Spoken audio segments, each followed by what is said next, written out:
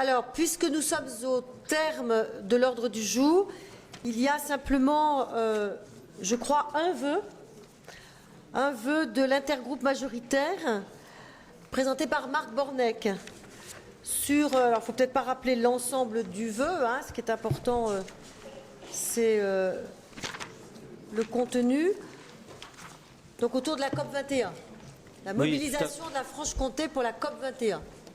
Oui, il est absolument nécessaire que notre collectivité s'exprime comme le reste des collectivités de l'Hexagone dans cette affaire.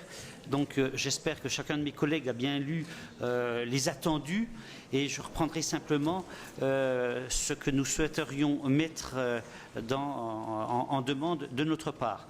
Donc c'est bien le Conseil régional de Franche-Comté réuni ce jour en assemblée plénière demande à la France et au président de la République dans le cadre de cette COP 21 de défendre la place essentielle des territoires et notamment des régions européennes comme chef de file de la transition écologique.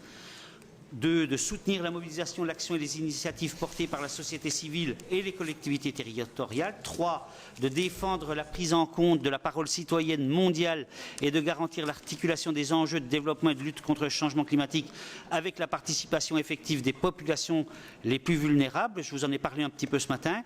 D'appuyer la sortie totale et définitive des énergies fossiles demandée par une forte majorité de citoyens, condition essentielle de la lutte contre les dérèglements climatiques. Par conséquent, d'appeler l'ensemble de la communauté internationale à préparer et accélérer dès maintenant cette sortie en mettant en place les mécanismes de conversion appropriés.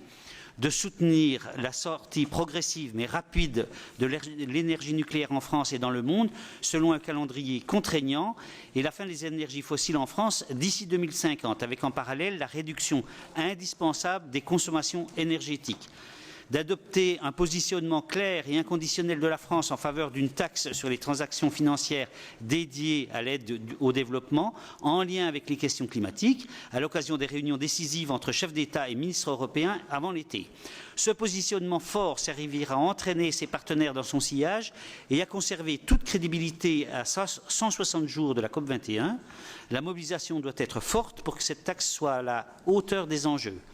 Les recettes de cette taxe, plusieurs dizaines de milliards d'euros par an, serviraient en partie à financer l'adaptation des pays du Sud, les plus pauvres, donc les plus vulnérables au changement climatique.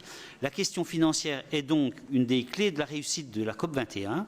Et enfin, de prendre position lors de la COP 21 pour la signature d'un accord international contraignant, équitable et applicable à tous, qui mette le monde sur une trajectoire de réduction des émissions de gaz à effet de serre compatible avec l'objectif de limiter à 2 degrés maximum l'augmentation des températures mondiales.